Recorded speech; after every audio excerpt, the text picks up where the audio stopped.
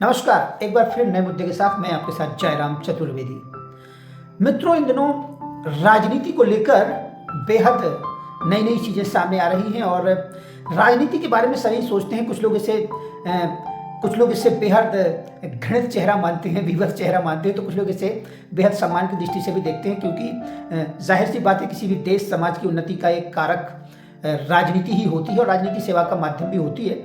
लेकिन राजनीति को विवादों में आखिर क्यों रखा जाता है, विवादों का केंद्र क्यों माना जाता है? क्योंकि हमने देखा है कि समाज की बेहतरी के लिए कुछ काम किए जाने चाहिए, लेकिन राजनीतिक रूप से उनको कहीं ना कहीं विवादों के दायरे में खड़ा कर दिया जाता है और ऐसा लगता है कि जैसे एक सूत्र में किसी समाज जिन बंधनों में बंधा रहता है, उस समाज के उस ताने बाने को छिन्न भिन्न राजनीति कर रही है और ऐसा ही कुछ देश में इन दिनों हो रहा है। आजकल जो सबसे ज्यादा चर्चा का केंद्र है, तो वो चर्चा इन दिनों हिंदू मुस्लिम एकता को लेकर है कि हिंदू मुस्लिम एकता छिन्न भिन्न हो रही है और बीजेपी पर यह आरोप लगा रहा है विपक्ष के हिंदू मुसलमानों के बीच में खाई बढ़ती जा रही है और देश को कुछ इस दोराहे पर लाके खड़ा किया जा रहा है जहां पर देश का जो ताना बाना है, देश की जो एकता है, अखंडता है, वो नष्ट हो रही है।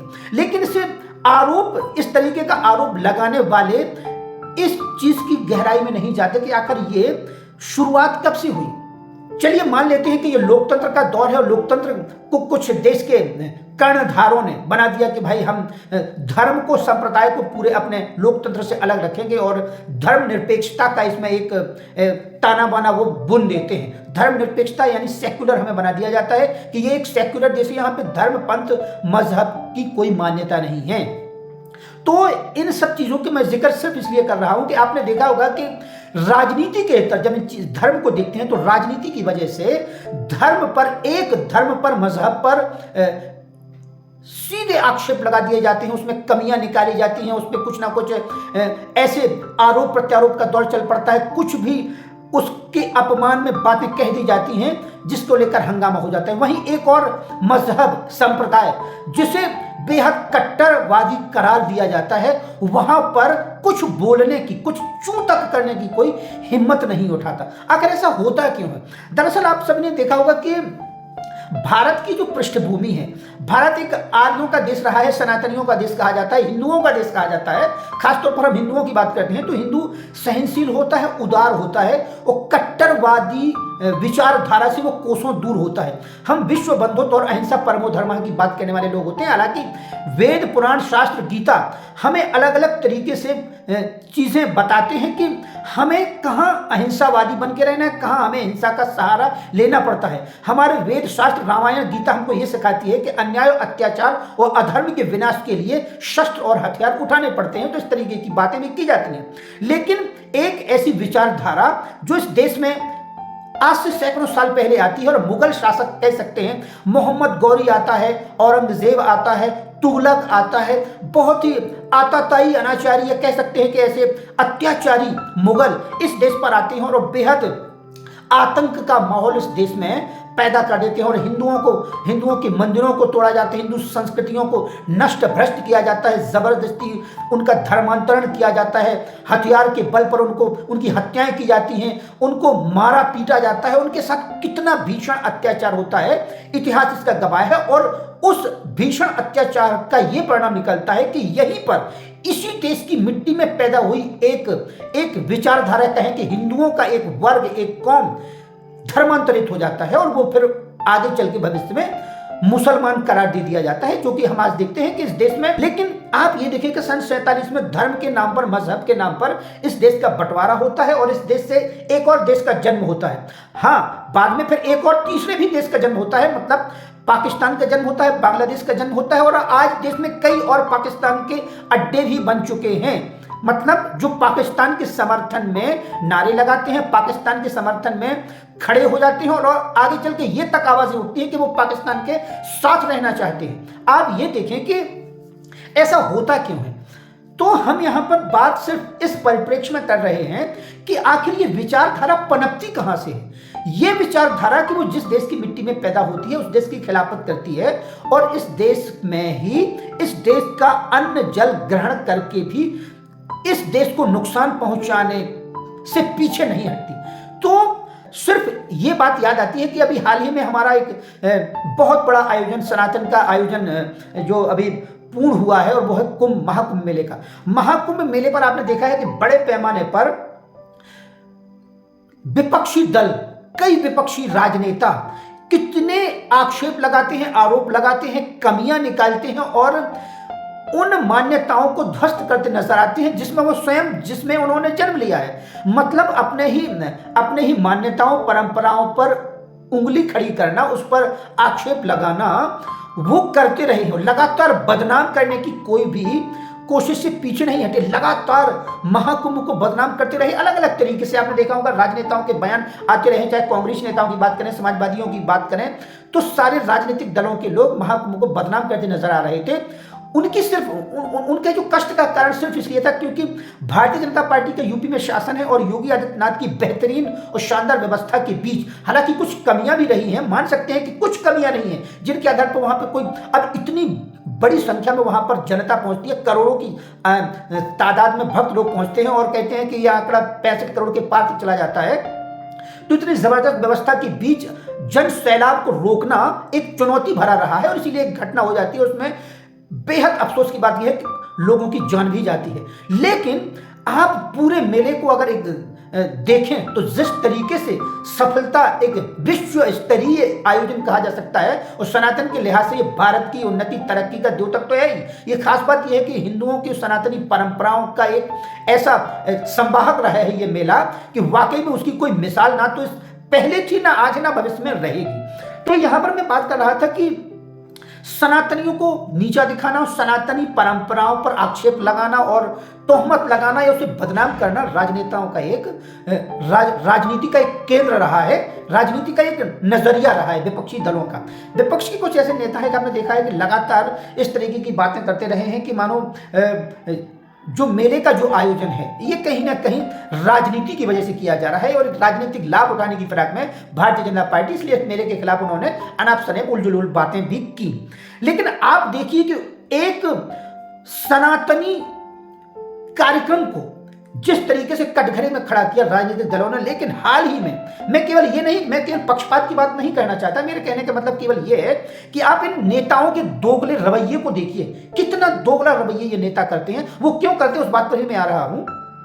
आप ये देखिए कि अब हाल ही में रमजान शुरू हुआ है, ये सारे नेता मेले पर सवाल खड़ा करते हैं, लेकिन जैसे ही रमजान शुरू होता है, चाहे वो तेजस्वी यादव की बात हो, अखिलेश यादव की बात हो, राहुल गांधी की बात हो, प्रियंका गांधी की बात हो, मल्लिकार्जुन खड़गे की बात हो, और भी जितने दिग्गज कांग्रेस के विपक्षी बड़े बड़े नेता हैं वो तुरंत बधाई संदेश देते हैं। आप देखते हैं कि ये एक सोशल मीडिया पर इसको लेकर जबरदस्त तरीके से बहस भी छिड़ी हुई है कि इन नेताओं ने महाकुंभ के आयोजन को लेकर कोई भी बधाई नहीं दी है हिंदुओं को, सनातनियों को, या इसके पक्ष में एक भी टिप्पणी, एक भी बयान या एक भी ट्वीट नहीं किया है। लेकिन जब रमजान शुरू होता है तो उसके पक्ष में या बधाई देने वालों का तांता लग जाता है। अब ऐसे नेताओं का आप दोगला रवैया देखिए।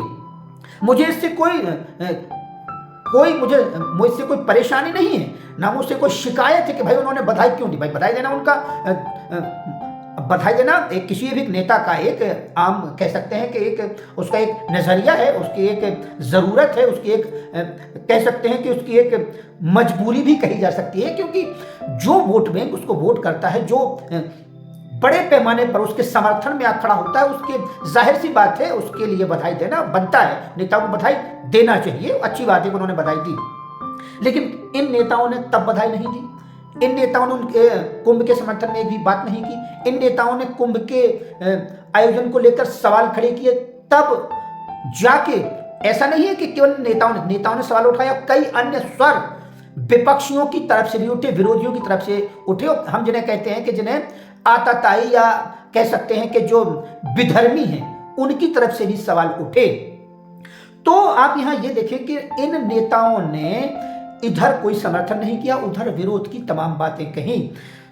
तो मुझे दुख इस बात का है कि ये नेता आखिर ऐसा करते क्यों हैं। ये ऐसा इसलिए करते हैं कि उन्हें पता है कि जिस वोट बैंक के बल पर वो सत्ता पर काबिज होते रहे हैं और आगे भी भविष्य में उम्मीद करते होंगे, तो हर प्रकार से उनको रुष्ट करना, उनको नाराज करना इनकी औकात नहीं है, ये इतनी हिम्मत नहीं जुटा पाते कि उनकी नाराजगी झेल सकें। क्यों? क्योंकि एक मुश्त वोट बैंक जब किसी सांप्रदायिक आधार पर जिसके साथ खड़ा होता है, मजहब के आधार पर खड़ा होता है, उसकी नाराजगी कोई नहीं लेना चाहता। उसमें खास तौर पर समाजवादी पार्टी और कांग्रेस जैसे दल आते हैं जिस कौम का एक बड़ा वोट बैंक उनको मिलता है और जिसके बल पर वो राजनीति करते रहते हैं और हिंदुओं को और सनातनियों को बदनाम करना, उस पर आक्षेप लगाने की कोशिश लगातार करते हैं। तो इस तरीके की राजनीति समाजवादी पार्टी को करनी पड़ती है, उनका समर्थन भी करना पड़ता है। क्यों? वोट बैंक के खातिर। अब वोट बैंक के खातिर क्यों करना पड़ता है? यानी अगर आप देखें तो मजहब के आधार पर जिन गलत बातों पर भी कोई राजनीतिक दल जब आपके साथ खड़ा होता है तब आप उसके साथ खड़े होते हैं, उसको वोट करते हैं। लेकिन आपकी गलत बातों का जो विरोध करता है आप उसको वोट नहीं देते हैं। यानी इस्लाम में हमारे कुछ ऐसा नहीं है, बहुत उदारपंथी इस्लाम में एक से बढ़कर एक बुद्धिजीवी है, एक से बढ़कर एक अच्छा सोचने वाले, पॉजिटिव सकारात्मक सोचने वाले लोग भी हैं, लेकिन उनकी बातों को एकदम दरकिनार रखा जाता है। कोई भी उनकी बातों को स्वीकार नहीं करता, बल्कि उसे ही मजहब से बाहर का करार दिया जाता है, उस पर फतवे जारी हो जाते हैं। तो आप ये देखें कि एक धड़ा उदारवादी बातें करने वालों को सीधा कटघरे में खड़ा कर देता है, लेकिन जब उनकी गलत मान्यताओं का समर्थन जो दल करता है वो उसके साथ खड़े हो जाते हैं। तो राजनीति जिस दिशा में जा रही है देश की, और जाहिर सी बात है इससे मैं भी मानता हूं कि इससे हिंदू मुस्लिम एकता टूट रही है। लेकिन टूट क्यों रही है, इसका ठेका क्या हिंदुओं ने ही ले रखा है? हिंदू आज हिंदू मुस्लिम भाई भाई की बात करता है, लेकिन उसी भाई भाई की बात करने वाले हिंदू को ही मार दिया जाता है, उसका गला रेत दिया जाता है, उसको धर्मांतरण का शिकार बनाया जाता है, उसकी बहन बेटियों को लव जिहाद का शिकार बनाया जाता है। लेकिन दूसरे धड़े की बात कहें, अगर हिंदू क्या कभी ऐसा घृणित चेहरा हिंदुओं का कभी क्या मुस्लिम बेटियों के खिलाफ आता है? कभी नहीं। तो अगर हम कहें कि अगर देश का ताना बाना फिर से बुनना है, देश को एक सही राह पर ले जाना है, हिंदू मुस्लिम एकता को वाकई में सशक्त करना है, मजबूत करना है, तो इसका दारोमदार केवल हिंदुओं पर नहीं है, वो मुसलमानों पर भी है, सिखों पर है, ईसाई पर है। सभी हिलमिल कर रहे हैं और सभी हिलमिल कर देश को कैसे सशक्त बनाए, देश को मजबूत कैसे बनाए, इसको लेकर अपना योगदान देते रहें। लेकिन जो राजनीतिक दल केवल मजहब के आधार पर आपकी कुत्सित मान्यताओं का समर्थन करके आपका वोट बैंक लेते हैं, ऐसे लोगों को पहचानिए, ऐसे लोगों का विरोध कीजिए, और तभी हमारा देश एक सशक्त और विकसित राष्ट्र बन पाएगा। आज के लिए बस इतना ही। अन्य किसी मुद्दे पर दोबारा आपसे फिर साक्षात्कार करेंगे। तब तक के लिए नमस्कार।